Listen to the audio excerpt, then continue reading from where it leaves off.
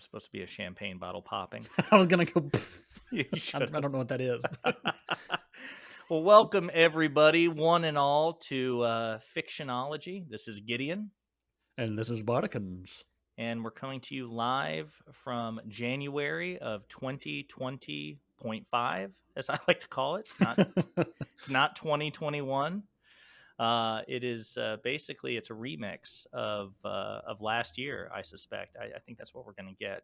Do you get that vibe?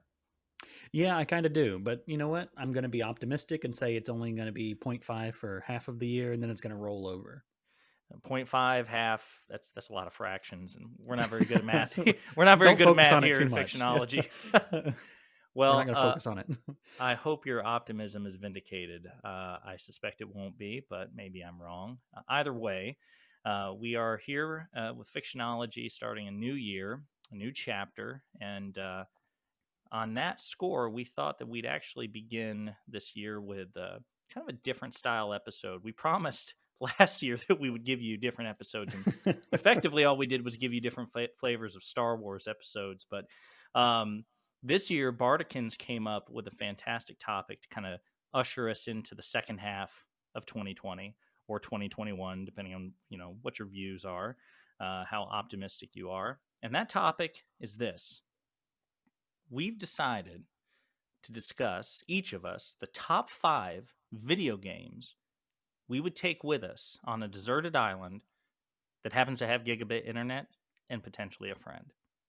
Yes, Now and we're not going to think about this too deeply. No, right off the cuff, because otherwise, you know what I mean, on deserted islands, if you think about it too deeply, you'll go crazy, you'll start to regret your decisions, you'll try to get back to civilization, then you might realize it's 2020, 2021, there's no civilization to return to. So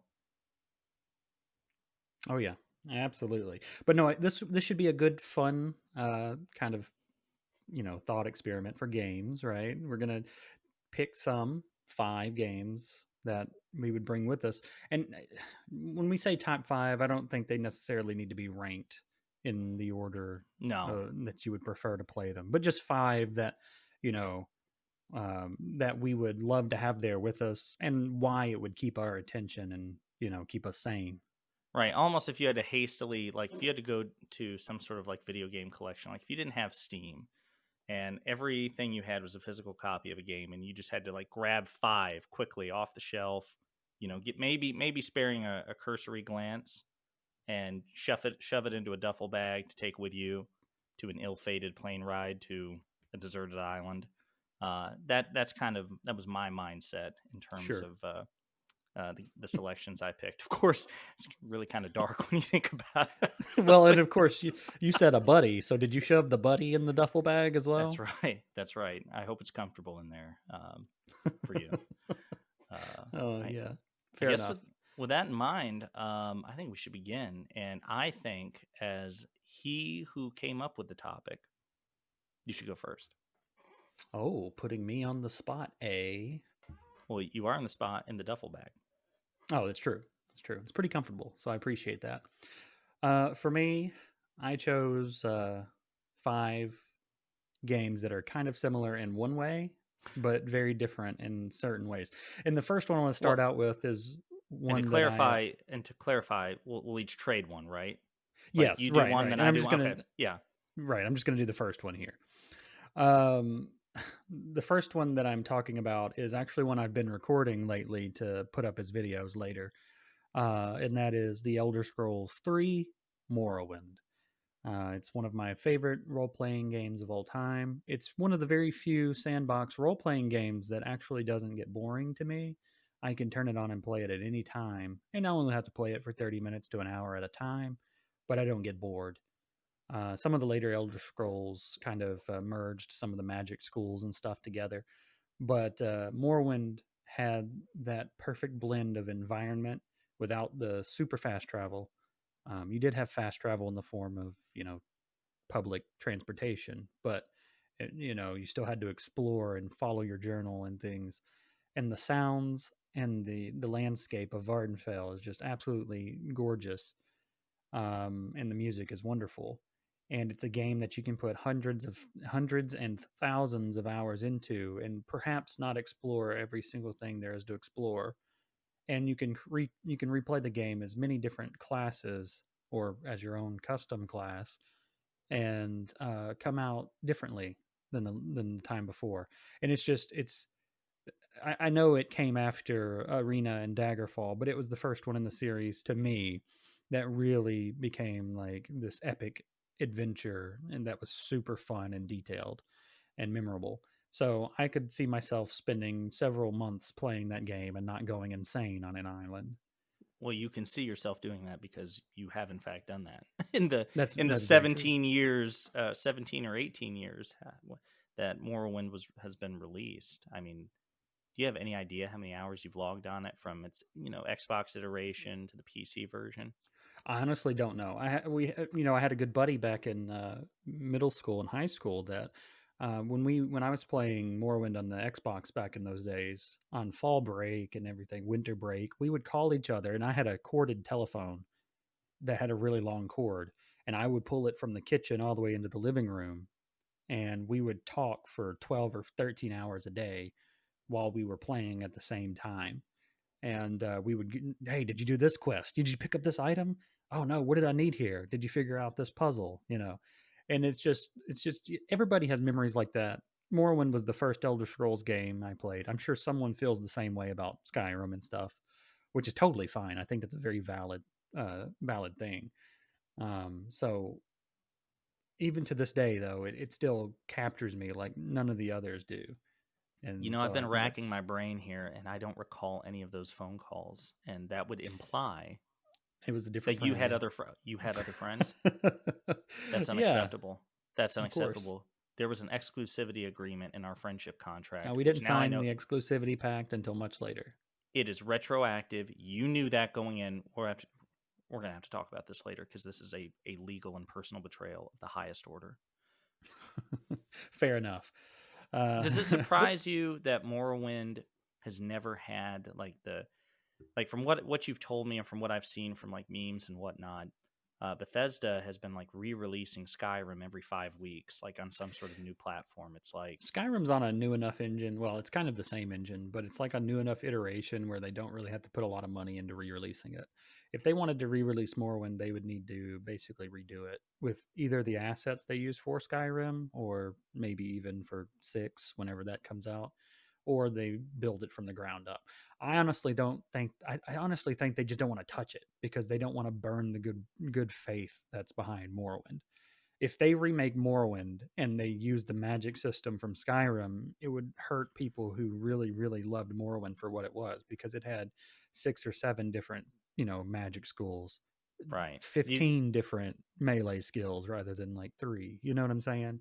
And not that Skyrim's bad. It's just I different, got you, right? but from what you've told me, it Mhm. is different. So the temptation you think if they were to remaster the game would be, it would not be like it would not have fidelity. They would do you think they would tweak things I or think they would be fearful of doing it because they may tweak things. And one thing that I think pretty much everybody would agree with them tweaking is the combat, which was a dice rolling combat. Once you got your skill high enough, it basically plays like every other Elder Scrolls. But before your skill got above a certain level, you would swing at something and it may not hit, right? gotcha?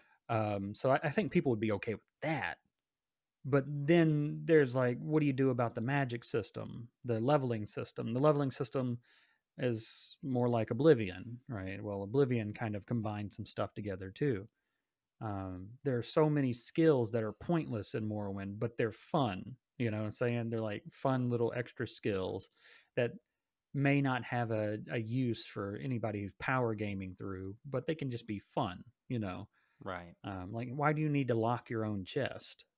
You don't. But if you're role playing in your own mind, why not have your own store where you lock your own, lock your chests, and you have your Well, wares sure, set some out. brigand could just break into your house and take, rummage around in your chest, and take your Exactly, at stuff. least in my mind, right? Right. And that's what counts. So I think that it's more of a, if they're going to do it, they want to do it carefully. So I don't think it's going to happen for a long time. Do you Maybe until even Todd Howard leaves. Do you expect then that the future of the Elder Scrolls will hew more closely to Skyrim, or do you think that given Morrowind's enduring popularity, I mean, it's still a cult phenomenon. You look at Steam, its reviews are insane, and it still tops, I think, most of the reputable lists that I've seen of the greatest RPGs of all time. I see Sure. Morrowind listed as often as Skyrim. So, is there a Right. possibility that you think that the future of Elder Scrolls will borrow more from Morrowind, or do you think it's going to stay pretty faithful to Skyrim? Well, Skyrim's a tour de force. It's just unstoppable, right? So I think it's gonna mostly borrow from Skyrim. I I think that got you. is unfortunate in some ways because you lose out on some of the more in-depth, fancy things that are for just the role players, Right. the extra magic skills, things like that. I think there's a happy middle ground you could make there with the good, quick combat of Skyrim, but also like the in-depth RPG stuff that was kind of there in Morrowind as well. Gotcha. You know, just kind of mix them together a little bit. Well, I think you made a pretty compelling case for why Morrowind would be one of the top 5 video games that you would take with you to a deserted island that happens to have gigabit internet and a friend. Okay, you don't have to say that every time. But I like to. It's fun. It's a good title. It's Oh, a good, okay. catchy title that sticks in the memory, rolls right off the Yeah, tongue. Bardicans, if I may, I would like to make one of my submissions. sure. I'm going to randomize it. It's my randomizing machine. And I'm going to go with Halo 2. Halo 2. Duh. Oh, I don't know. I was going to try to do the Halo theme. Maybe if we could time that really well spontaneously. Remember the loading screen? The oh, I guess you're not going to do it with me. It's fine. No, Well, it's there's fine. a slight delay, so if I Okay. start and you start, it's gonna sound. Well, whatever. That was a very faithful rendition of the Halo thing. If you let the loading screen just like play itself out, this is basically what happens. Somebody starts to cough, they need a Hall's throat lozenge, it becomes a whole thing. And then someone Anyway, laughs. Yeah. yeah. Halo 2 is my submission, one of the top 5 games I would take with me to Deserted Island. Halo 2 came out in 2004, wasn't that long after Morrowind, and Halo was the first real first person shooter I've ever played. And I loved Halo Combat Evolved. Great game. Halo 2, in my opinion, both from a story perspective, gameplay perspective, and most importantly, nostalgia, is the seminal, first person shooter experience for me. It came out in 2004. You remember, highly Yeah. acclaimed, hotly anticipated. Um, and you and I and other people in our social circle, we logged, God knows, hundreds of hours over the years. Probably thousands of hours. Yeah. And the funny thing is, if you remember, we for a long time didn't think it was ever going to come out. It kept getting delayed. I don't know if you remember that or Yes. not. No. I do, because it was like highly traumatic for me, because I mean it was hotly anticipated. If you remember those, the Xbox official magazine would send you those demo discs, Yeah. and it would have like previews and trailers, and it seemed like every time the date would change on it was pushed back a month, 2 months, one quarter to the next. Yeah, But it did. we used to joke about that. Yeah. But it finally came out, and it was certainly, you could tell it was there were some rushed elements. I mean, that cliffhanger ending that everybody remembers, that was not intended. It was not intended by the developers. They wanted to include some additional levels, including a full return to Earth, which would later be seen in Halo 3. But Halo 2, in my opinion, is just it's one of the great first person shooters for me. I've got a lot of fond memories tied into it. The story is incredible. I think the story is Yeah. a colossal improvement over Halo Combat Evolved, which is Halo Combat Evolved is not particularly ambitious in terms of its story. Like there's more morally ambiguous, complex characters out there than the Master Chief and whatever. But it told a really fun, entertaining science fiction story that was very accessible. Halo 2 made it much more ambitious, made it much more morally ambiguous, and much more complex by introducing a second protagonist, a deuteragonist called the Arbiter. And Halo 2 was great because you alternated between these two characters who had certainly had some things in common: accomplished warriors, fiercely devoted to their respective factions, Right. but very different in so many ways. One's human, one's, covenant. They're mortal enemies. One is more of a super soldier, and the other one was a decorated commander. And how their stories intertwined. You know how the actions of the Master Chief in the previous game affected the Arbiter in this game. How the Master Chief's victory, our victory at the end of the first game, ruined this guy's life. I mean, and set him on a collision course that was, with not only the Master Chief, but his own convictions, his own faith. It was really engaging. It was really fun to play, and going back and forth between these two characters. The level design was great. Um, the expanded cast was great. We got to see more of the Covenant mythology, more of the Oh yeah. hierarchy. You got introduced to the great, the three prophets: truth, mercy, and regret, all ironically named. Tartarus, the brute chieftain, great villain there too. And Miranda Keys, Captain Key's daughter. So I mean, it filled out. It made it feel like more of an ensemble uh, video game, an ensemble story. We got to learn more about the flood and how the flood is organized and all these things, and it was really great. And especially at the end where they're effectively made allies. You feel like in some ways it's a cooperative game, gameplay aside. At the end, these two characters are united on a mission, an unlikely mission, but a mission all the same. And yet they never play side by side. Like, we never get a level in Halo 2 where the Master Chief and the Arbiter are fighting side by side. They each have their own, even when they're allies, they each have their specific tasks and specific locations. Um, but it was really fun. The maps and the matchmaking, the versus play were very robust. It Well, was that's also where everybody, or a lot of my friends, got their start on Xbox Live, right? Online Oh play yeah, one hundred during that percent. period.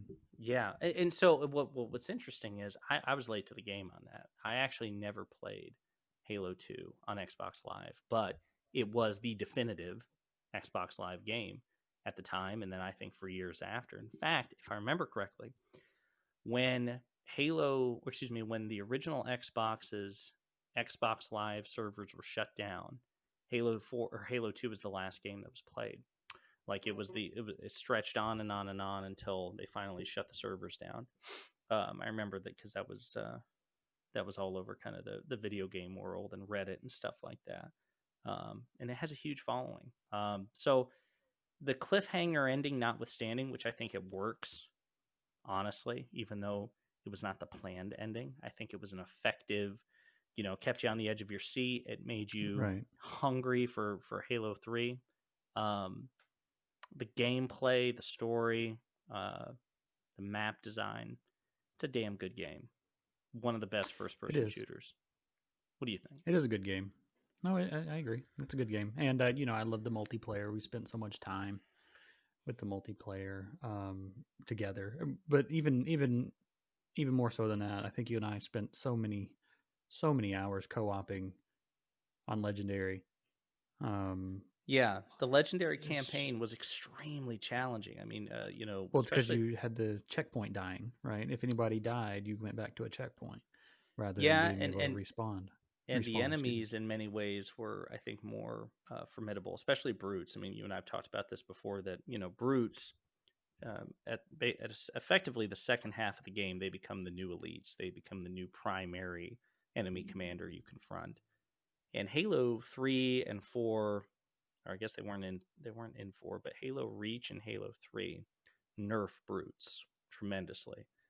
But in Halo 2, they are incredibly formidable, especially on Legendary, because they didn't have any weapon specific weaknesses, whereas a lot of the other Covenant factions do. They're essentially all powerful sponges. And then, of course, the flood levels are extremely difficult, for obvious reasons. But yeah, and again, the nostalgia factor for, as you said, the number of hours that we logged playing that game. I mean, after school, on weekends, stuff like that. With other people as well. Would one person would die, somebody else would take over. Those are great memories that I'll cling to for the rest of 2020.5. Fair enough. I guess your Fair turn now. enough.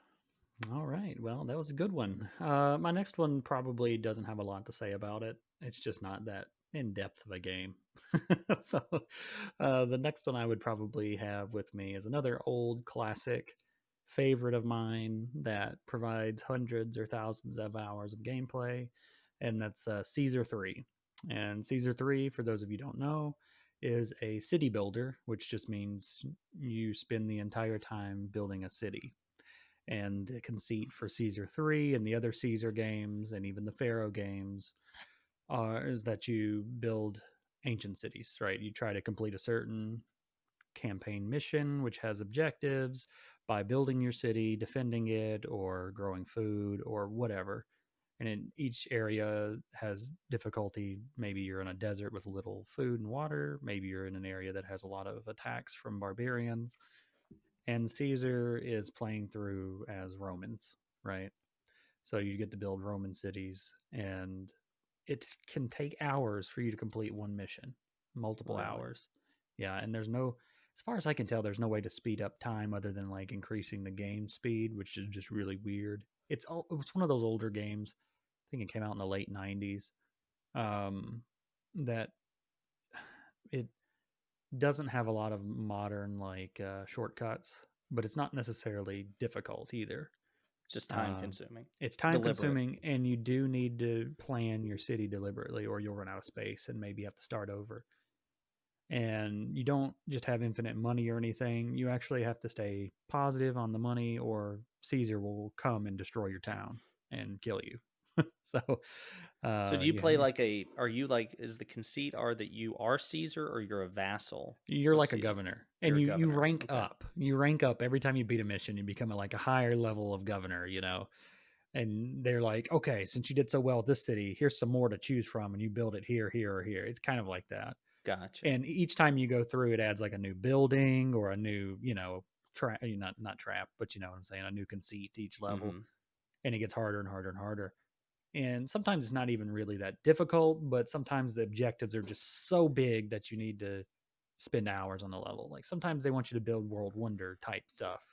In Pharaoh, especially, you have to build multiple pyramids quite often. Mm-hmm. And pyramids are an extraordinarily long process, which requires multiple layers of sandstone and Decades and limestone. 40,000 Right. slaves. And all of those blocks of sandstone and limestone have to be quarried and then cut by stonemasons and then laid by, professional workers or whatever they used. I can't remember.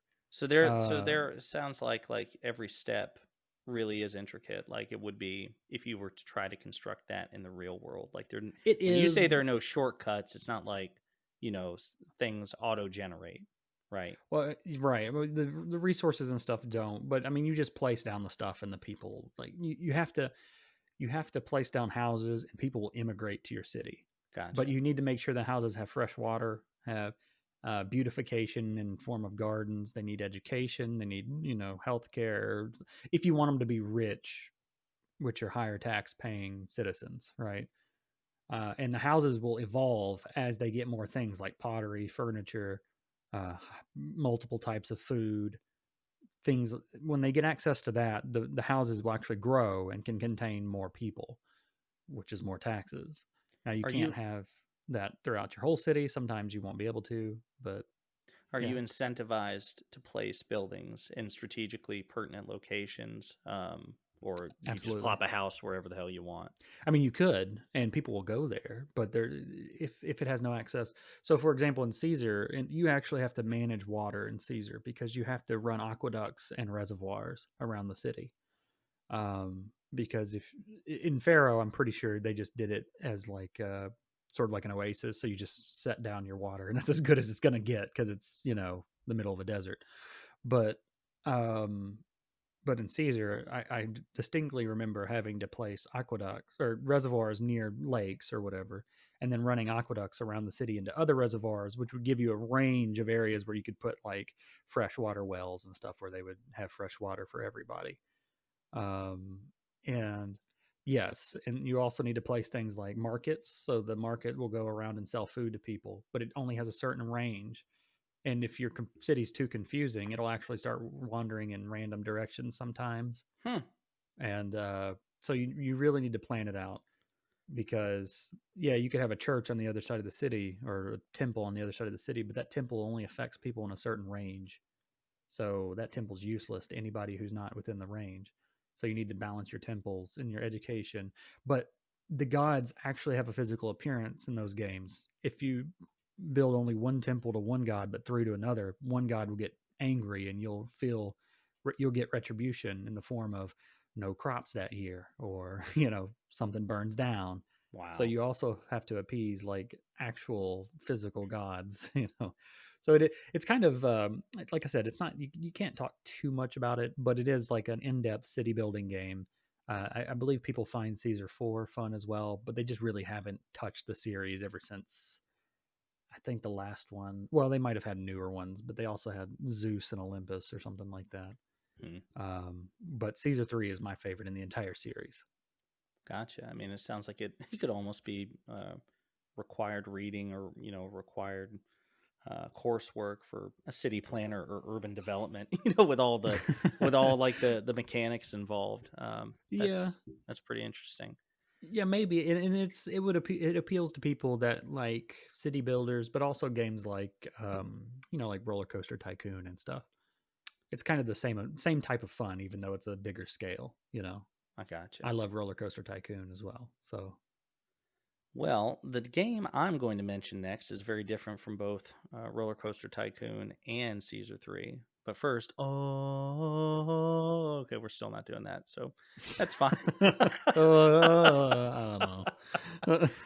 So, my next contribution to the top 5 video games that I would take with me to a deserted island with gigabit internet and a buddy would be I'm going to mix up the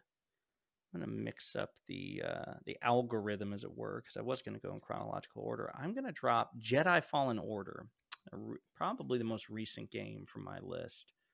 Um, Jedi Fallen Order is it came out in 2019, November 2019. It was a Respawn EA collaboration. And I would argue it's the first great game to come out of Disney's stewardship of the Star Wars IP. Um, After a bare bones, I'd hesitate to even call it mediocre, because mediocre implies there's some substance to consider average, right? The first Battlefront Hmm. remake was just a slapdash, cynical marketing ploy to tie into 2015's The Force Awakens. Battlefront 2 was much more robust, had a campaign, with its own, you know, single player story and stuff like that. And over time, my understanding is they made it into a fairly respectable game in its own right. But Jedi Fallen Order was the first of the Disney era games that, upon release, was what I would consider a great game. Not perfect, but great. Sure. You assume the role of a Jedi survivor after the events of Revenge of the Sith. The Empire is supreme, the Republic and the Jedi Order have fallen, and you assume the role of Cal Kestis, aka Carl, as one of our buddies calls him, Was Carl it Kestis. Carl from Jethro? Yeah, yes, from the planet Jeffro slash Jethro. Um, Hmm. you play Cal Kestis, a Jedi in hiding. He's attempting to conceal his Jedi abilities and his heritage in the Force, but circumstances unfurl to where he has to reveal himself to rescue a friend in Jedi-like fashion. Unfortunately, this gets the Empire's attention, specifically their elite class of Jedi killers, Jedi hunters called Inquisitors. And you, in again typical Star Wars fashion, you encounter a motley crew of misfits. It's a much smaller. It's just 3 of you together, as opposed to a typical Star Wars ensemble of like 5 or 7. You get a visually stunning ship, and then you're kind of, on this epic quest to resist the Empire, and to try to rebuild the Fallen Jedi Order.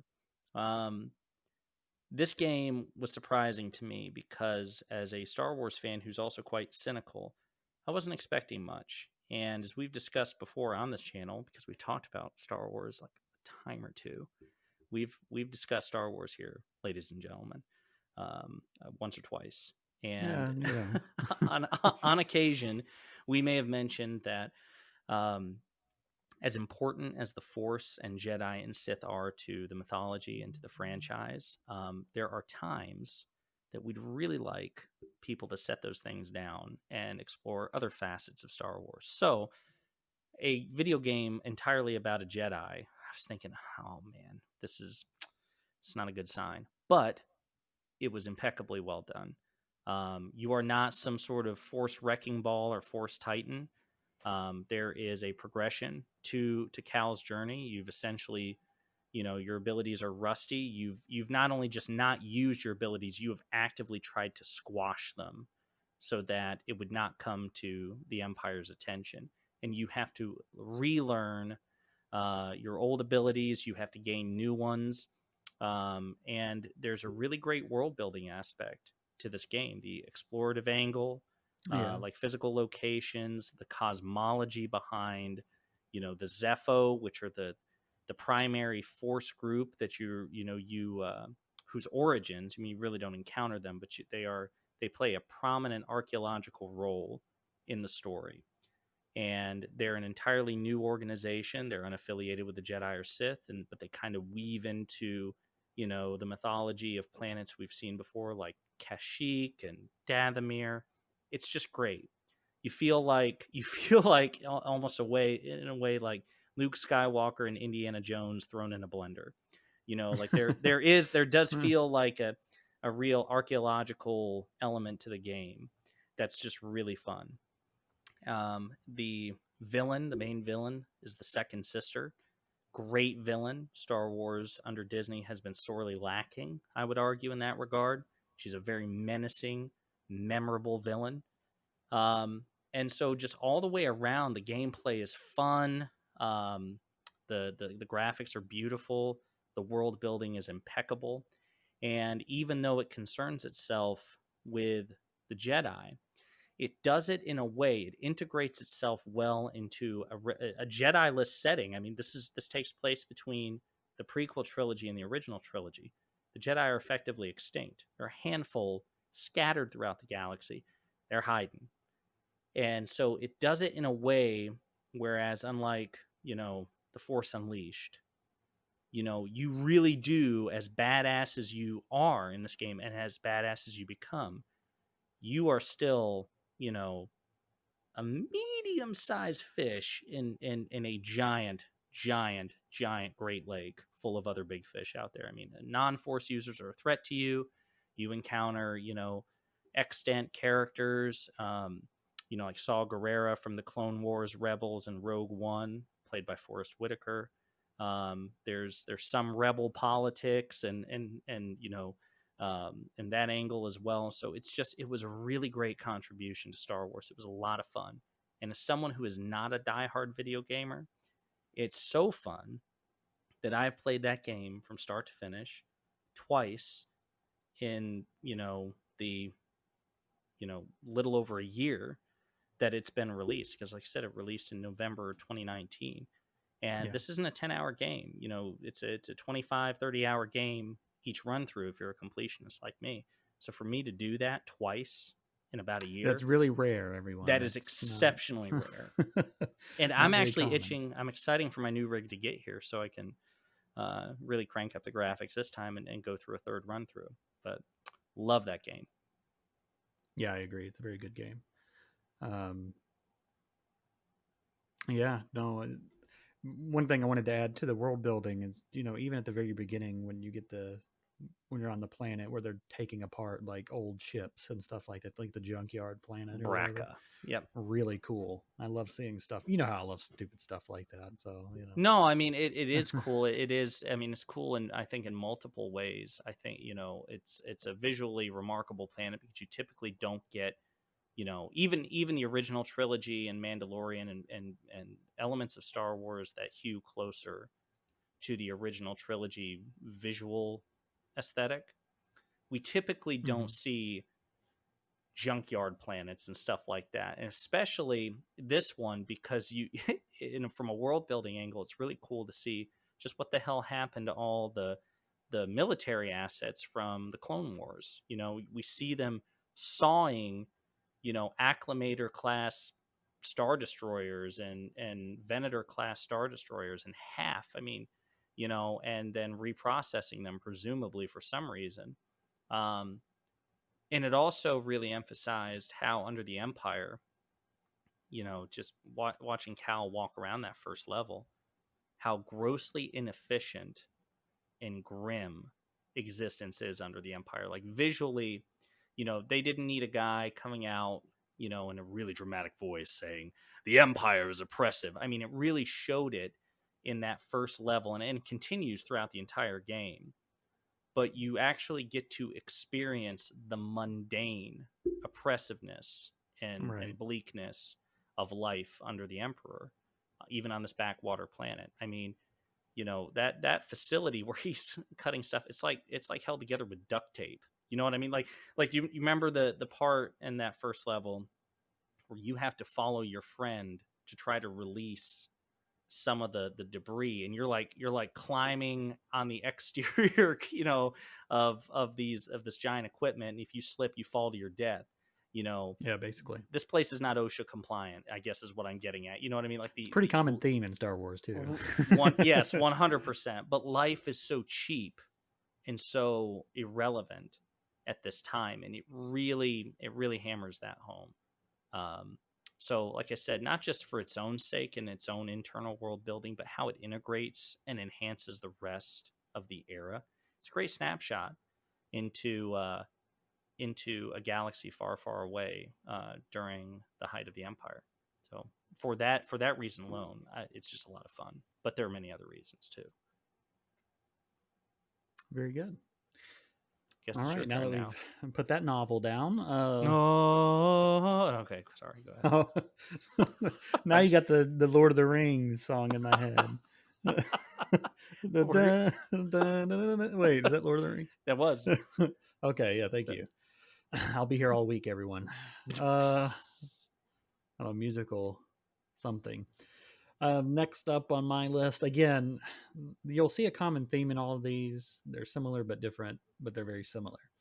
And well another said. theme being that there's probably not a lot to talk about this one. It's just another personal favorite of mine, and that's the Mountain Blade series. And I'll go ahead and do Mountain Blade Bannerlord, which is the newest one that is in progress, but I could do with Warband if this one wasn't available as well. And Mountain Blade is just a sandbox game where you can lead an army of people, not lead an army of people, become a lord, don't become a lord. You basically do what you want to do. But the whole idea is there's multiple like kingdoms in the land. You can recruit people to be part of your personal army. If you really want to, you can join a liege and carry your own flag and go to war with them. They may grant you land. Maybe you become powerful enough in the future, you take the nobles that like with you and you create your own kingdom. It's a sandbox that focuses on you as a character. So your character, their journey throughout the land, and whatever you decide to do, um, there's just so much you can do. So you could be like a Robin Hood and have like 13 people follow you, make them the most elite people in the world, and go and raid caravans and stuff, and I don't know, give it to the poor or something, whatever. You can just do basically anything, but the main conceit is in this game, um, it follows you as a person and whomever you include in your retinue, and there's a big world, and there's a lot of trading and intrigue and politics and court romance and stuff, but you only have to participate in as much as you want in any way. um, just enough to feed yourself so your army doesn't starve. Basically, that's So it. it doesn't compel ambition in any way. It doesn't have to. I mean, it kind of, that's kind of where all the meat is, but you don't necessarily have to. If you really, really wanted to, and I guess if you were good enough at it, um, or if you wanted to kind of use some exploits or whatever, you could be a solo person with your army of 50 or 60 men and conquer a castle. And as long as you're really willing to and able to defend against the Lord who's going to come after his castle, you could keep that and do whatever you wanted with it forever, um, until someone else declared war on you or something. So I guess like some of the more flashy things are on the side of ambition, but you don't have to. You can focus solely on trading if you want. You can even in Bannerlord, you can focus on crafting if you want, Hmm. uh, or you can focus on having an army of only archers. Which in Bannerlord, archers are really overpowered for a little while. I don't know if they still are or not, but you could have an army of archers that would just take down pretty much everything before they got to you, because they were just, they just constantly shoot, right? And people would just die. So it'd be like an Um, army of Legolases. yes, yes. But this game's different from something like Crusader Kings in that it doesn't focus on the dynasty or the family or anything.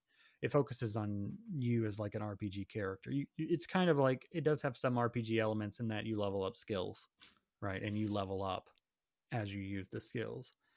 But it focuses on you as a created character, and then it plops you down in the world, and you basically do whatever you want from there on.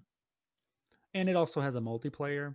The multiplayer is more traditional, like PvP stuff, sieging walls. Someone plays as the attacker, someone plays as the defender, and you try to win, right? Whether that's, I think it was reinforcement number, deplete all the reinforcements, or if you're the attacker, you want to get to the central area and Hmm. capture it. So it's a really fun sandbox game, and like I said, you can spend hundreds of hours. The very first time I played it, I actually didn't play Warband. I just played Mountain Blade, um, and that was when I was in Japan. I stayed up all night because I just found this game randomly. I don't even remember how, and I was like, man, this is interesting. And I stayed up the entire night playing it, and then from then on, I just kind of fell in love with it. Warband was out, so I bought Warband, and I put in hundreds of hours in that, and then Bannerlord, I put in like 70 or 80 hours so far while I'm waiting for it to be continuously worked on. It's just a really fun game if you like sandboxes, um, and it's a really, really fun game if you like unit deployment and unit management. When you go into a combat with another army, you're both put on a battlefield, and you can command your army with orders like to. You can tell your archers to fall back into a certain position and you know go into formation. You can tell your cavalry or your infantry to do the same thing, or you can tell your cavalry to charge while your infantry pull back. You know, if you have multiple generals, you can have them in your, if the army in the battle is big enough, you can actually have them decide what to do. The generals will decide what to do with their portion of the army. Or if you are the vassal of a king and you're in his army, he'll tell you what he wants you to do with your portion of the army, whether you're leading the cavalry or whatever. An NPC king will tell you, the player vassal, what to do.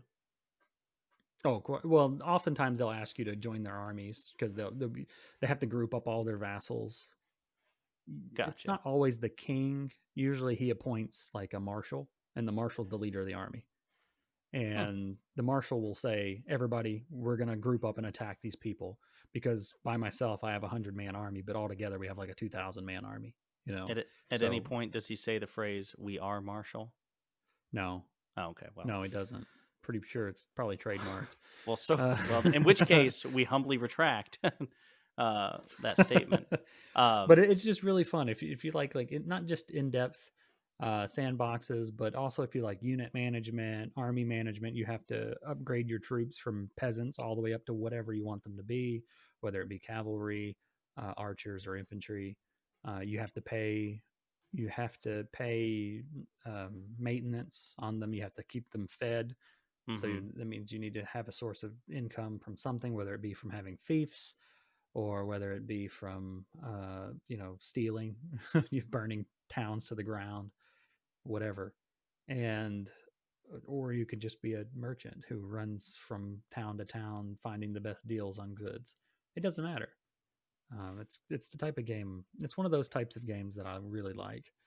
Well, it seems to Uh, be the recurring theme of your contribution so far. And actually, I mean, it makes sense. I mean, not only is it the sandbox element allow for more playtime, mhm. but you're a video gamer who emphasizes player choice and freedom. Like that's something that really motivates you. You don't need to be as linearly driven as a lot of other players, including myself. I mean, with a lot of my single player games, unless I'm playing an MMO with friends, I like there to be structure in what I play because I'll just wander kind of aimlessly. So it does seem to be kind of like a through line with your video game selection so far. And actually, now that I'm thinking about it, on this deserted island, I think you're going to be much more content because you have games that are like 200-300 hours, and so far, I think mine total in still in double digits. Um, but fair enough, fair enough. Oh, and you'll find my last two are pretty much the same. So, Well, with that in mind, I guess I'll take the mic again and throw my third contribution on my top 5 video games that I would take on a deserted island that happens to have gigabit internet and a buddy. And that would be, I hope you're ready for this, Bardicans. This is going to take you back. Hunter, the freaking Reckoning. Are you yeah, are you overwhelmed with the yeah. nostalgia there? Does it take you Yes, back? I Are am. you riding the waves of yesteryear? I'm right. Yes, I am. I love Hunter the Reckoning. What a great game. So this video game was released on the original Xbox, and I think its sequel was released on the PlayStation 2, and then its threequel was released again on the original Xbox. So it kind of leapfrogged. Hunter the Reckoning takes place in White Wolf's World of Darkness. The great RPG setting that gave birth to such games like Vampire the Masquerade, for example. And it is a story driven game, but the as important as that is the fact that it allows for 4-player campaign co-op, each player assuming the role of one of the 4 protagonists. Hunters are supernaturally gifted humans who hunt, as the title would suggest, monsters, vampires, zombies, werewolves, so on and so forth, threats to humanity that permeate the land. And they have special abilities in this game called edges, which are aligned with a particular principle or a particular archetype. And Hmm. the essentially the conceit of the game, it takes place in a small town called Ashcroft. 1 year before the events of the game, you, whichever character you are, and 3 others were witnesses to the execution of a serial killer. When the serial killer was executed in the electric chair, it released some sort of like dimensional barrier and allowed ghosts and zombies and vampires to essentially breach into the world and take over the penitentiary and the surrounding grounds. And Ashcroft has essentially been a breeding ground for things that go bump in the night ever since. And then the game takes place approximately a year later when you are summoned back to the town to deal with these threats, and the story unfurls. It's a fairly long game for It its size. I is. think it was like 23 levels, 25, something like that. And you and I I don't have the records, but it seemed like many, many hours into that Oh, game. certainly. Well, mostly because we kept having to redo levels over and over. But Right. I mean, if there were cheat codes available at the time, we didn't use them. And if I didn't right. use cheat codes, it was because they were not available at the time. So, it was a great game where it was almost like a gauntlet in many ways. I mean, you typically ran into, I think shamblers or whatever. It was the standard slow moving zombie, but you had to deal with all kinds. I mean, just an entire bestiary, Many. yeah, of characters and villains and bosses along the way. It was very, very challenging. Your characters had specific strengths and specific weaknesses, and no matter what you did, there was no way to eliminate those weaknesses outright. I think, again, I say this as a video game amateur, in many ways, Hunter the Reckoning was a min maxer's worst nightmare because, like one of the characters was extremely strong, but extremely slow as a consequence, and he was also a big target. There was nothing that a player could do to make that guy faster. He was slow, period. And that was a challenge. And if you didn't have a teammate who could complement, that weakness with a different kind of strength and so forth, I mean, it was incredibly, incredibly challenging. And, we also learned very quickly that there was benefit to getting a fresh pair of eyes on certain levels. Bardikins and I ran into a level. I mean, we died a lot in that game and had to start over again many times. There was a particular level, particular boss that kicked our asses for 6 months. Yeah. I mean, just I drove can't us to. remember his name, but I do remember he summoned playground I monsters, think it which was was Hadrian. I think that the boss was Hadrian, if I remember correctly. But yes, he kicked our asses, and he did summon those playground monsters from the giant teddy bear, right? Is that what now they the teddy were? bear was a specific monster. I'm pretty sure I can't remember what the playground monsters looked like, but I think it was one of the first bosses you fought. Yeah, you're right. And we just, no matter what we did, and we would get close. There were times we got close, sometimes not so much, to killing this boss. And for 6 months, we couldn't do it. And we had a group of friends over, a couple of them who either didn't play video games at all or certainly wouldn't play Hunter the Reckoning. They'd be playing like Madden or something else. And while everybody slept, our buddy got bored, woke up, popped in Hunter the Reckoning, started at the last save point, and woke us up to tell us he'd beaten that boss by himself, ladies and By the gentlemen, way, with a level 1 character. with a level 1 character. It's disgusting. he He was a god among men that day. was. Yes, and we were eternally grateful because now we were. Of course, that was before YouTube compilations and whatnot. And as much of a spoiler whore as I was, and still am, there was no way to know how that story. Like I had no idea how that story ended because I was obstructed by this level, and so was Bardikins, and this guy got us over that obstacle. It was fun. The gameplay was great. You really, there was like an anxiety to it. It really was challenging, and you had to be on your guard. You had to be vigilant, and it He really really did. promoted tactics and teamwork. It was a lot of fun. It really was.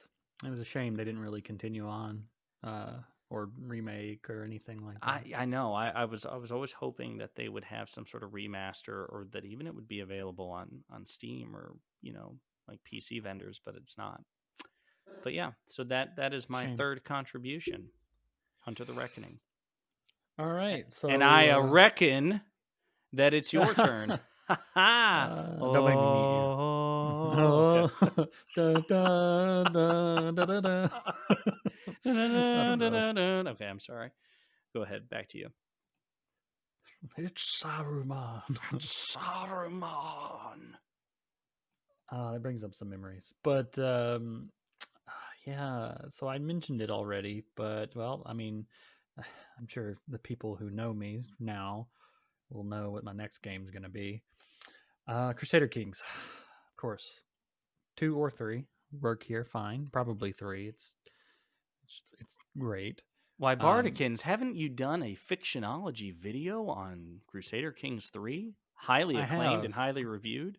I absolutely have, but you know what? They just recently updated the game to make you let you create your own dynasty and everything. So, um, Is your first yeah, video effectively worthless? probably, yeah. But everybody should watch it anyway. Everybody Correct, should absolutely correct. watch it anyway. So Crusader Kings. Regale us with Crusader Kings and why it's one of your top 5 video games to be on a deserted island with. Again, it same theme as everything else on the list. Hundreds of hours of fun. It's a self-created story because I was always the kid who basically imagined little soldiers fighting each other on the desk and everything, in little nations, on the tiles of the floor with their little perfectly square borders. You know, that's what I get with Crusader Kings. I can plot myself down into any dynasty or create my own now. Yay. And live out a medieval story. And it can go bad in so many ways or change in so many ways. I could go from being a count of nowhere land to being the king of nowhere and even the emperor of nowhere. At some point, it stops becoming nowhere, depending on how big you get. But it's just great because I've played the game. I played Crusader Kings 2 for well over 700 hours, and I'm getting close to being over 100 in CK3 already. And I keep finding ways to go back and pick different time periods, different dynasties in different areas, whether it be starting out as like a Carolingian in France or um, you know taking Sri Lanka to Indian dominance. There's so many things that I've done in those games, and I don't find it boring. And the best thing is it's always a unique story. I could play as the king of what Sri Lanka was called, I guess, in the medieval period, 10 times over and have 10 different stories. One time I could inherit a bunch of land. The next time I could be assassinated and have a 2-year-old son take over and then have to deal with rebellions and consolidation of land and then work my way back. And sometimes I just lose, whether or not I have no heirs or if I just lose all my land due to rebellion or whatever, and it's fine. And it's just so fun. And yeah, there's more of a focus in Crusader Kings. And this is why I broke up Crusader Kings and Mountain Blade, because Crusader Kings puts much more of the focus on the political side of things, the diplomatic side of things, the macro side of things. Um, and while you can micro your armies a little bit, you don't command your armies in a field of battle a la Mountain Blade, which is the opposite of Mountain Blade because Mountain Blade also has political intrigue and things, but you're not setting up dynasties over hundreds of years, right? So they kind of play on different things while having like a similar theme. It's sandboxy in its own way, right? You can do what you want in Crusader Kings 3 so long as what you want is being a minor noble at the minimum, because that's all you can do, right? Well, who wouldn't want to So be a minor noble? that's true. That's true. It's very true. So again, there's not much else to say about it. It's just one of those games where you can put 1,000, 2,000, 3,000 hours in, create your own story. These beautiful stories that only you'll ever remember and nobody else will ever care about. But you're like, man, that just happened. Do they have a That's really way cool. of is there a mechanic in the game, remind me, where it like documents, like, is there like some sort of API or whatever that tracks all the Uh, major moves in your character's dynasty and like Nah, logs it and you no. could export it? That would be In awesome.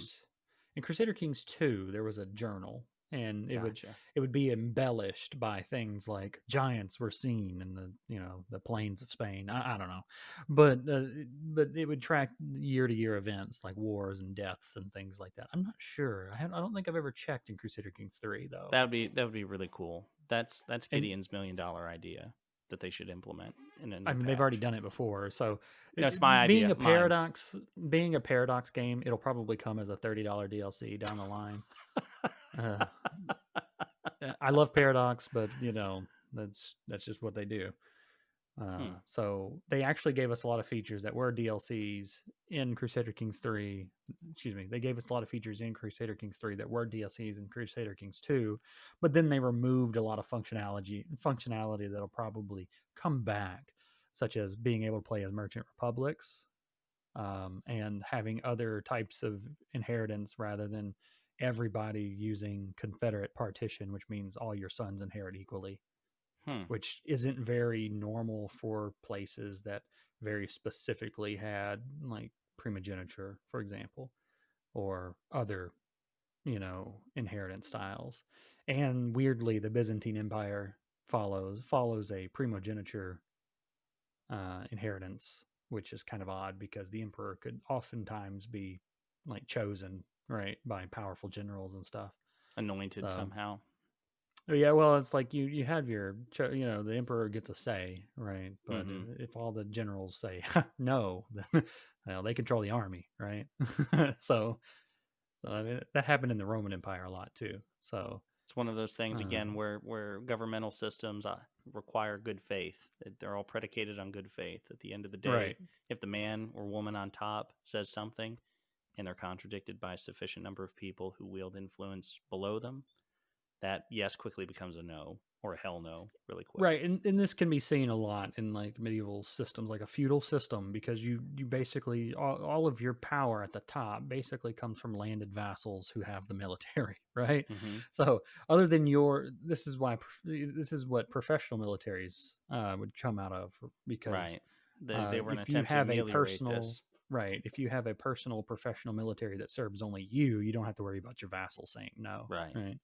So that's why you also get, they call them men at arms in this game, rather than, they used to call it just your personal retinue, Mm. but they call them men at arms in CK3, and that's just your personal army. They follow only you, and they can save you. And the longer you go throughout the game, the bigger your personal army becomes, and the less you may have to use your vassal's army. And rely on them. Right, Yeah. because the longer you hold their army up, and they're not working on their farms or anything, the less happy your nobles become, right? Your Right. vassals become. So it's interesting. It's the macro side of medieval. I don't want to say fantasy, but it's like historical fiction, right? Right. Uh, Well, I mean, again, it really it continues that theme that you have, where freedom of choice, sandbox elements, and again, just sheer playtime. Now I feel like we're getting in quadruple digits for the playtime that you'll have at your disposal. And again, I'm looking at like 72 hours total, so I will be very very bored on this deserted island eventually. I'm going to take the mic back to give my. I'm down to two remaining of my top five, and the second, or I guess the fourth. Numbers are hard, ladies and gentlemen. Numbers are hard. The fourth game, my fourth contribution is drum roll, please. Okay. oh, I didn't know you were asking me. No. It's fine. I was just talking to somebody else. No, it's fine. Timmy, you need to do the drums. Mass Effect 2. Mass Effect 2. It is the sequel, as the name would suggest, to Mass Effect 1, which was also one of my all time favorite games. And I think it was a real game changer in terms of, Aha. quite literally, it's a game changer in terms of science fiction RPGs. I think Mass Effect is, as far as single player science fiction RPGs, it is the standard bearer. And Mass Effect 2 is in many ways an improvement upon the Mass Effect 1 design. Came out in 2010. So it's not brand spanking new, but relatively modern. We're still relevant enough to be, or new enough to be relevant. And it deals with kind of a darker story than the escapist feel of Mass Effect 1. You again assume the role of Commander Shepard, the protagonist, the player protagonist from the first game. Your decisions in Mass Effect 1, whatever they may be, inform much of what goes on in Mass Effect 2. So there's a continuity element there, which is really cool. Commander Shepard at the beginning of this game is confronted with a new threat, the Collectors, and he is forced, due to circumstances, to make kind of an unholy alliance with the human supremacist organization, terrorist group called Cerberus, and shenanigans ensue. Commander Shepard has to essentially enlist a very unlikely group of specialized soldiers to serve him in his mission against the Collectors and their distant masters, the Reapers. Um, and all of the characters you recruit have their own origin stories, have their own loyalty missions, and you have to, showing loyalty to one will cost you loyalty to another when those two become, embroiled in conflict. It's very complicated. And the voice acting, the dialogue, the writing behind the quests, the characters themselves are all very, very vivid. From the Android Legion, um, to Garrus Valkyrian, who comes back, to the telekinetic Jack, very foul mouthed, fond of dropping four-letter words, four-letter profanities, just as much as she is dropping starships from orbit. I mean, all these characters are very vivid. They're all very memorable. And Mass Effect 2 is really great in that regard. The characters are great. The plot is a lot of fun. And it's not just kind of Mass Effect 1 was story driven, but not to the extent that 2 is. So even though um, Mass Effect 1 was an older game, the explorative angle, it's just like the galaxy felt bigger, which is one of the advantages of 1 over 2. But 2, I mean, it's really moody, and it's so the characters and the story, and the factions involved, and all the mythology, and all this stuff is so rich. It's really the Empire Strikes Back of the Mass Effect trilogy. It's more mature, it's more sophisticated, and it really promises good things to come in Mass Effect 3. Even though I would argue Mass Effect 3 didn't really stick the landing in many regards. But Mass Effect 2 is a great game, and that's Yeah. why I would bring it on the deserted island with gigabit Yeah. internet and a buddy. Well, it really is a good game. I do regret with Mass Effect 2 that they did take out some of the planetary exploration stuff. That Yeah, was pretty neat the on damn the first one. surveying in Mass Effect 2. That's the single biggest complaint that I have. That is the biggest con in the con section, and Right. perhaps even the only one. But it is annoying, in Mass Yeah, Effect you go 1. from exploring a huge level on a random planet that had nothing to do with anything to choosing colors, and Yes, you know, and not even pretty colors at that. I mean, yeah, it became very repetitive and very boring by the second time around, and it wasn't rewarding at all. I mean, you needed to do it to gain wealth and minerals and stuff like that, and for trading, and for upgrading the Normandy, your ship. But it was such a freaking chore. It's like, ugh. they could have merged the two, and it would have been fine. Like Which they, Mass Effect 3 does, if I remember correctly. It has that surveying section, and it will survey a particular outpost, and that's where you'll drop, if I remember correctly. So it doesn't give you an unlimited map, but it does kind of merge the two. you know but 2 sure, was just too much of an overcorrection. yeah, I think so. But they did fix the shooting in two. That was the only issue with one that I had. Hmm. They kind of because one kind of stayed a little too close to the traditional RPG format, and the Hmm. shooting kind of suffered. But the second one, they fixed a bit of the shooting and stuff. Yeah, the gameplay, I mean, again, Mm. 100%, it was smoother, more reactive, and it was definitely more sophisticated. Like, in the 2 or 3 years that separated the first and second game, there were significant gains in the gameplay. I agree. Fair enough. I'm gonna All throw the right. mic back your way. I think, what are you in your Yeah. last one? Last one already. I'm gonna Man, guess it it. only feels. What is it? I'm gonna guess it. Well, but go ahead. I mean, you set Oh, me, tee okay, me up, okay. tee me up. I'm sticking to the theme of sci-fi here. Oh, Um, then you threw me a and I'm curveball. It's not. I'm also.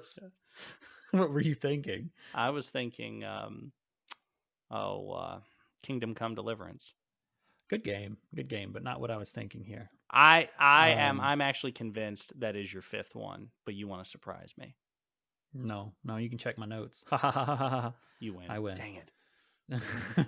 But no, the fifth one is a relatively new series. The series is not new, but this is my first game in the series, and it's a sci-fi series, sandbox series called.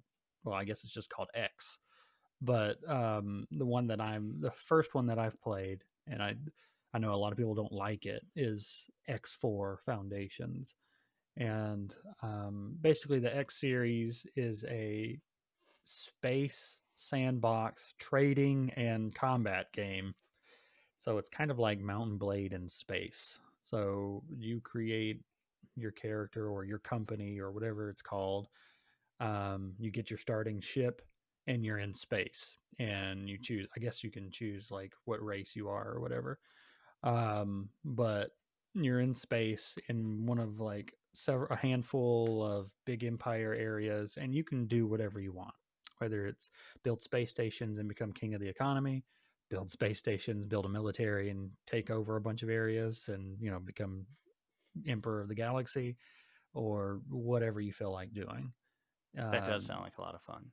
Do and you it get an is. avatar, or are you like in your ship? Like what's the X4 does allow you to walk around, but I don't know if you can see yourself. It's actually been, I haven't played in a couple of months, but gotcha? or a few months, but you do get to walk around the space stations in X4, which was the new thing for X4, Hmm, because traditionally you were stuck in your ship, gotcha. and but you do get to walk around the ship.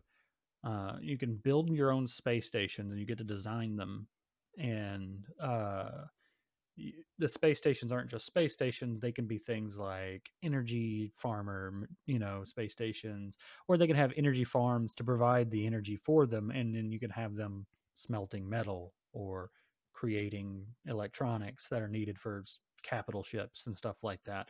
And you can kind of, you can trade. You can hire ships, build ships that run trade routes for you, and you don't have to touch these. You can hire pilots to do all this for you, make trades for you, run resources, mine and sell for you, and you can basically become like the CEO of your own little corporate empire. Or if you really want to, you can start off doing that and then switch over to military, or you can just do military and do missions for people and get money by, doing, taking out their enemies and stuff like that. So it really just depends. And what I like to do is I like to build up like multiple space stations in different areas of the galaxy to become like a really big company with multiple trading capital ship vessels, and multiple trading, or mining ships and all of that, and just make as much money without leaving a space station as I can. It's pretty cool. That does sound like a lot of fun. It's a very sedentary style of fun having there.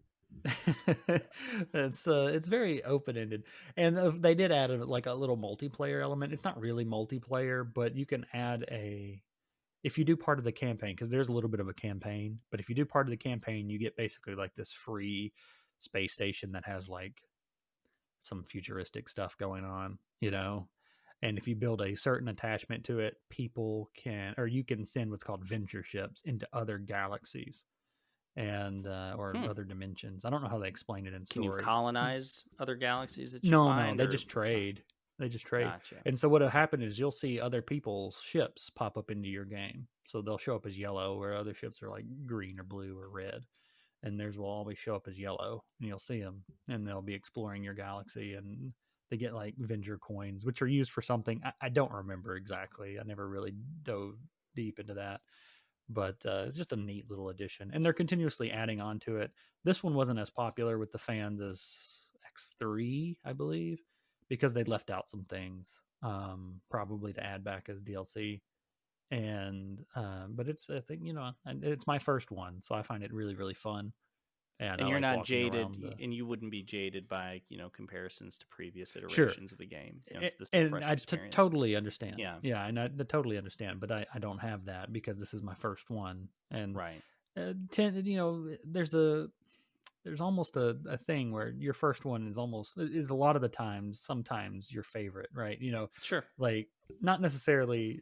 It's kind of different, I think, with sometimes that's true and sometimes it's not. So in something that's like 10 games deep already and your first one is like 8, that tends to be the case. If you follow it from the first one on, that doesn't always be the case. You know what I'm saying? I don't know That's how to fair. explain it. No, no, I think you're describing kind of a universal truth in the sense that the first time you experience really anything, but I mean certainly a video game as well. It's the standard by which you compare everything else. You have no expectations going in, or at least the fewest number of expectations going in, and unless it's just an absolute disaster, um, it will have a special fondness. And really, even if it is a total disaster, then more often than not, if the sequel's better, you will go into it more cynically. And I think it's been my experience more inclined to grade like good sequels to bad games. I'm more inclined Yeah. to treat that sequel, like grade it harshly or scrutinize it more harshly because I had a bad first experience with the thing it's improving on. So I do understand what you're talking about. Um, that's interesting. I've never heard of that game. X4 Foundations. Hmm. Yeah, I mean, most of the time I'm just sitting there. Not always. What I like to do is, if you fly around, you can mine crystals, which you can sell for money, or you can do all of the stuff that I'm telling you I do by hiring people. You can do yourself too, Mm-hmm. but I don't. I like to see how far I can get by trying to set up a business, trading and stuff like that, starting small and getting bigger over time by building, more and more factories and materials that I know that the militaries are going to need when they start declaring war on each other. Um, and a lot of the times, once I get a handful of ships and a handful of space stations, I set on the galaxy map and I go between them and decide if they need more money or if I need to hire more ships or whatever. So I get a lot of fun out of that actually. You sound like a space Um, like hedge fund manager. Also in a space, also like a space hippie too, since apparently you're just dealing with crystals. yeah, there's a lot of crystals in the game, so Huh. I don't know Well, if they're healing crystals or not, but all crystals are healing, my friend. true, fair I enough. don't know. That was But yeah, my impression of a hippie. yeah, I don't. I thought you were just tired. Yeah, Uh, yeah. I want to take a nap. but X4 Foundations. Hmm. that's my fifth one. Those are my 5 games. I think I got a few thousand hours Oh my of God, goodness yeah. before I go insane Yeah, I mean, out you'll of die of those. old age before you finish with these games. What's interesting is before I go to mine is I was doing some research here while you were talking, and it looks like they are making even though X4 Foundations came out in 2018, they're already working on a sequel. You have X2 The Threat, X3 Reunion, X3 Terran Conflict, X3 Albion Prelude, X4 Mm. Foundations, and the new sequel is going to be called X Gonna Give It to You.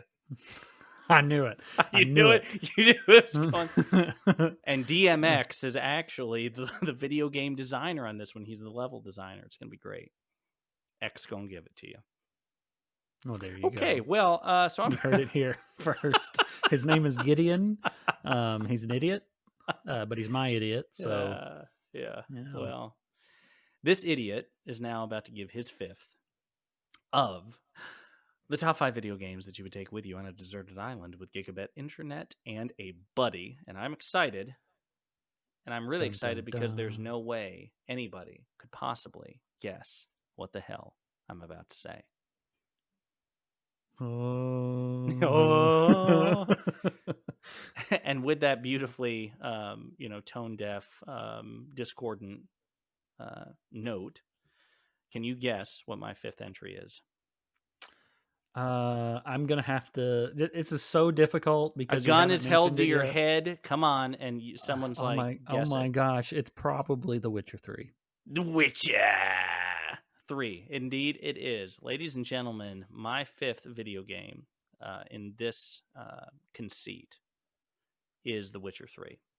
It is my all time favorite video game. It should indeed be everyone's all time favorite video game. In fact, there are, and as I define it, my paradigm for life are those who love The Witcher 3 and evil people. Evil people, fascists, are those who don't like Witcher 3. The Witcher 3 changed my life. Not really, but it certainly made my life better. It was 2015. I just moved to a new city. I was desperate for something to play because I was bored out of my mind. I'd started a new job. I was trying to make friends. And what I got was this wonderful, surprising, unexpected video game in a series I'd never heard of before. I had no familiarity with. It was The Witcher 3. In terms of story, gameplay, characters, voice acting, visual splendor, the impact of your decisions, replayability, immersion, everything, on every metric, I would give this game an A. It's incredible. The Witcher 3, I don't even know where to begin, like, to just set up the premise, but the long and short of it is you play a Witcher, which is essentially a slightly magical, mildly superhuman bounty hunter and monster killer. And your name is Geralt of Rivia. And you are ostensibly, like I said, just a kind of a badass monster hunter. And you are thrown in a world of, again, witches and sorcerers and vampires and demons and genies and zombies and, you know, the these just all sorts of fantastical characters, and it really borrows from Eastern European folklore, as opposed to a lot of other supernatural stories, supernatural video games. But also politics and diplomacy. These factions led by humans, like the most, in many ways, the most consequential characters in the setting are regular people. And by regular people, I mean emperors and kings, so not regular Yes, people, regular but yeah, people. the average folk, but people who have not one whit of magic in them. And they are still, in their own ways, exceptionally dangerous, cagey adversaries, and Geralt has to navigate all these things. The story is also, despite its scope, despite all the factions involved and the bestiary, it's profoundly personal. It involves his surrogate daughter. It involves an incredibly twisted, vaguely abusive relationship with, his star-crossed lover, his prophesied love interest, and other women and other people with whom he has had romantic liaisons with. It has a vast cast of memorable characters. The villains are repulsive and repugnant and despicable, and also at times sympathetic and tragic. The decisions you make inform other quests. They feel, I mean, you really feel invested. That no decision is arbitrary, and the game just does a spectacular job of putting you in the shoes of a fantastic character in a fantastical world. And I could not recommend it more. You could probably, I think you could probably squeeze probably 100, 150, 200 hours out of that game. I've heard some people get, with all the side quests and the DLCs involved. It really is an impeccable game, my all-time favorite. And I say this as diplomatically as possible. If it is not your favorite, you're a terrible person. I'm kidding, not really, but no, you really should. If you have not played this game, stop whatever it is you're doing after you listen to us. After you listen to us, that's the one thing you shouldn't stop doing. Finish this first. Finish this first. But you really should do your homework on it and jump in. It is incredible. It really was, Yeah, and I look and it's forward to constantly on sale. So, Oh, it is, isn't it? mm-hmm. Yeah. So, They're supposed to be. I think it's slated for a 4K like remake or remodel, and I'm looking forward to that. they'll probably just release like a texture pack like Skyrim did on the computer versions, unless they come out with like a lot of games have been having what's called, what do they call it, like the enhanced edition or whatever, where they re-release it, but it's just the same thing, just with a texture pack already included. Usually it's free for people who already own the game. We'll see. The press release for this 4K remaster indicated that it would be free for current owners of the game. So that's there you go. That's really cool. I'm looking forward to it. Do you have anything to add about the greatest game of all time, The Witcher 3? Witcher! I honestly don't. I don't have anything to add at the moment for that. But I think you finally added a game that gives you a little bit more. It stretches out the time a bit. It finally puts you in the triple digits. Maybe, but I can't skip. I can't skip a single cutscene. I've got to sit through the credits on everything, and I just now get to. It's just going to be you'll so survive bad. a week. Yeah. Hey guys, how much you play? No, okay. Uh, that's great. That's it. I think we exhausted our list. And Yeah, at least yours had a pretty steady theme. There was a consistency to yours that I think mine lacked. Mine was a bit more shotgun, scattershot approach. But hopefully, we never have to experience the being trapped on a deserted island, premise. Although sometimes it feels like that's where we are. It's just we lack the beauty of the ocean. It certainly feels like there's, a deserted island element to 2020.5. it's very, very true. Yeah.